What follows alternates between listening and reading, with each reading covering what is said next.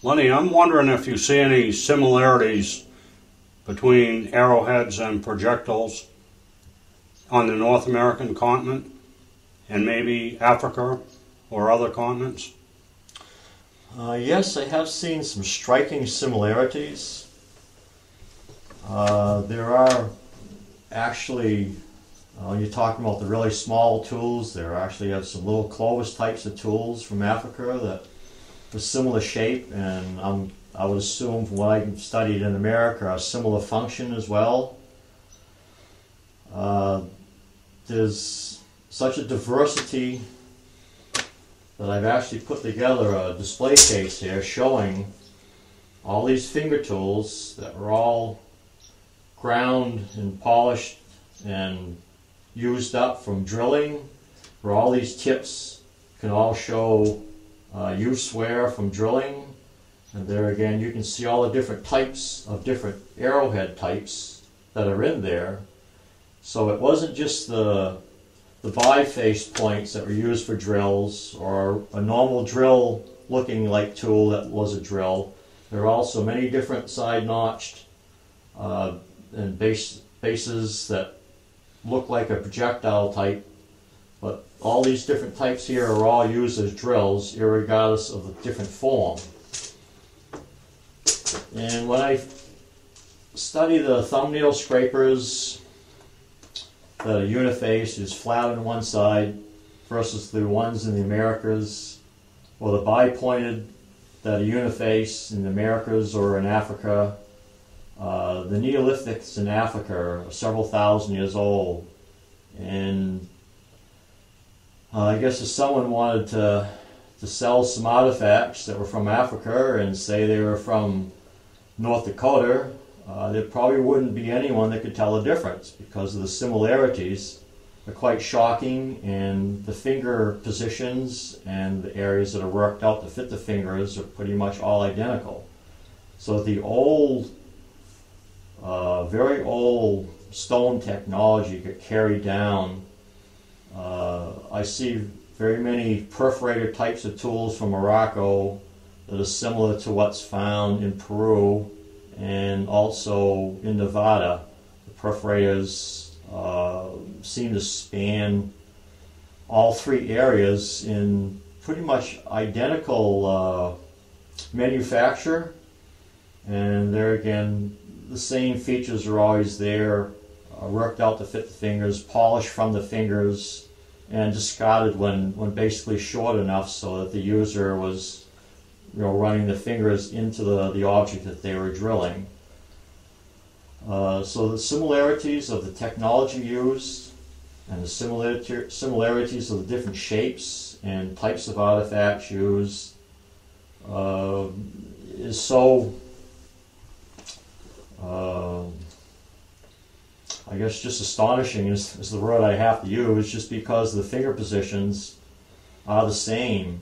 And you can tell that the technology really hadn't changed for, probably 30 or 40,000 years. It's just that some of the points got more refined, more fancy, and probably became sort of like wampum. They became trade items, and the more beautiful they could make them and the more colorful material, the more they could be seen as trade items, as well as the better material they had, the longer the points would last, and they were more looking for quality of material, and if they had good color, then that would add to the value of it as well.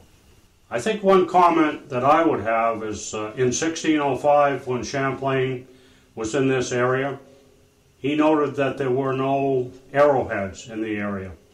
Would you have any comments on that, Lenny? Yes, I guess it was in the Maine Archaeological Society a couple springs ago. They had mentioned that all they were using for projectile points at the time were the tail of the horseshoe crab, or bone points, or they were hardening the wooden shaft in the fire to harden the tip. But basically at that point, there were no stone points on arrowheads that was documented in 1605 or before. I guess it was technology that had, for some reason or another, kind of gone by. Either they had lost the ability to come up with some really good quarries to harvest the material. So if you have a lack of material, you're not going to be refining that type of artifact anymore. You know, I won't get into too many theories on why I think that the stone tools slowly disappeared, but you know, that's something for the book I'll be putting forward, I guess.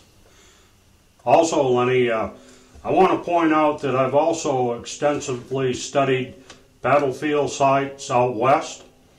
I've looked at some cavalry forts where there are known battles have taken place. Generally, the arrowheads there are very plain. I've got 5 of them right here, which I've found on those sites.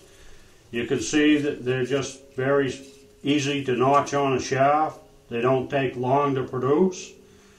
Also, I found a lot of metallic points or trade points, which were used after 1863. Now, these points all support his theory. I think all these semi-precious stones also support his theory. I want to point out this small one, you know, which is made of agate, very semi-precious stone. I believe the men went looking for these stones for the women to produce the arrowhead. They were pretty much used like jewelry as women use jewelry today. This one was probably used as a necklace or a small punch. This one is made of a very semi-precious agate. You can see all the work that was involved producing something beautiful like that. You know that wasn't used as an arrowhead. You can fit that in with your fingers. You can feel that it was used as a finger tool. Some of these are curved, you know, which they were used as awls or punches. So in general, we have made false assumptions over the years. He's putting this article out for discussion. Once it's in writing, people can praise it or criticize it. But it's very important to get his theory in writing, and that's why I pretty much support his theory. So in summary, I would say that these were women's hand tools. They were probably lashed or tied.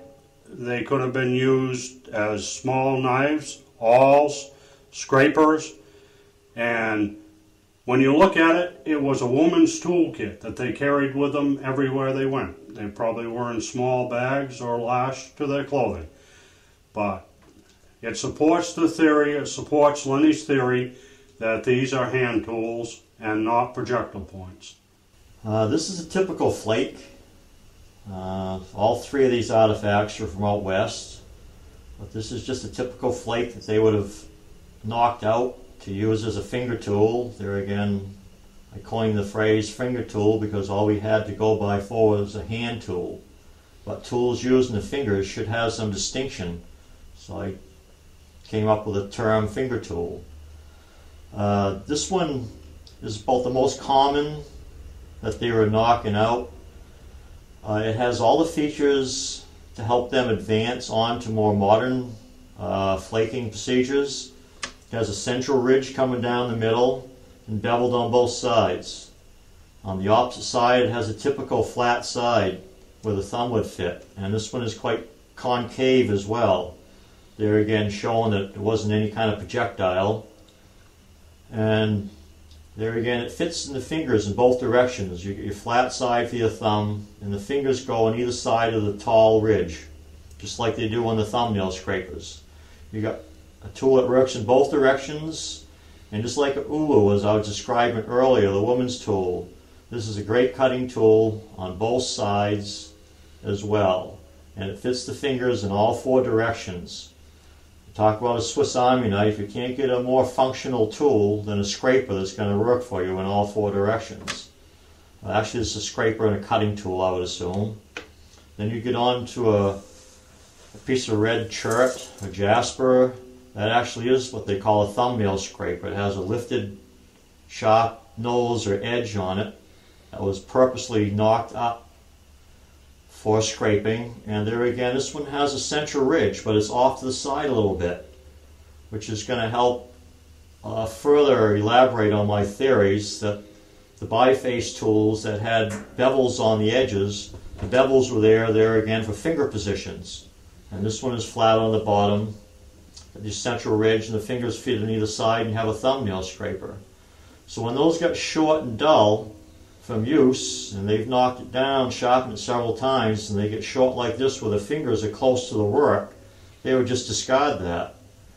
And you can see there's no notching, there's no area that shows where it's hefted, there's no glue marks, and where they knocked all the little high points down off these ridges intentionally to fit the fingers, and then the polish shows over time from the finger use. It's quite self-evident that this was a finger tool, and most experts would agree that these weren't hefted or tied into a handle, at least not in this state. And I agree, after I wrote a nice theory saying they were hefted, I had to disprove my own theory by coming up with 1,400 thumbnail scrapers. I basically proved that the finger positions are there and they were finger tools. Okay, this third, I guess you call it a blade or a point, is there again made out of a chert or jasper. And you have a typical high area that was left on purpose. A lot of times it's thought that these little high ridges were in a position where they could not be knocked down, but this one could easily have been flaked off. But there again, if you go back in time 30, 40, 50,000 years back and find that when they were flaking out rocks, they had little high points or indentations that they were able to use for finger positions. So this little high point here is for the thumb to push against to give them something for a firm finger position to perforate. And in the opposite direction, there again, the thumb is coming up against this, and you have a reamer, perforator and reamer, and there again, both used extensively. All little high points in this central area that have no reason to be knocked down and polished are all highly polished, and all the little ridges are knocked down on purpose to give finger positions. If that was any kind of projectile at all, they would have no need to refine it other than to get it into the heft and to refine the point. And there again, if this was a projectile, all they had to do was put a sharper point on that and continue using it. Didn't matter how short it was as long as it would perforate. But where this is a finger tool, got short and dull on both ends, they basically discarded it because it wasn't effective anymore. Well, as you look at this one, it has all the tiny serrations on it. This was probably used as a thresher to remove the seeds from grasses out. I found this one out west. So there are many theories as to the uses of many of these hand tools.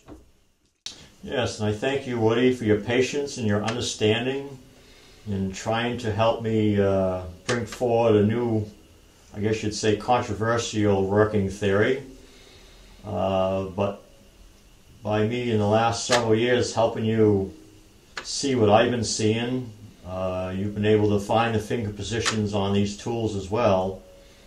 And with that and a little extra time, I think we can help further interpret what artifacts are in front of us. And as the scientific institutions get more involved with looking at the details that have gone somewhat unnoticed over the years, I think within a short time we'll be able to rewrite the books on Indian arrowheads as being finger tools. On concluding, I am trying to get a paper that I put forward, 4 pages submitted to the Maine Archaeological Society for publishing. And within a year I anticipate that the book will be coming forward as well. So this is quite controversial. It might take a little time for the dust to settle. But before too long, I think that we'll have a new outlook on realities of stone tools. And a refreshing look at something that old can't be all that bad.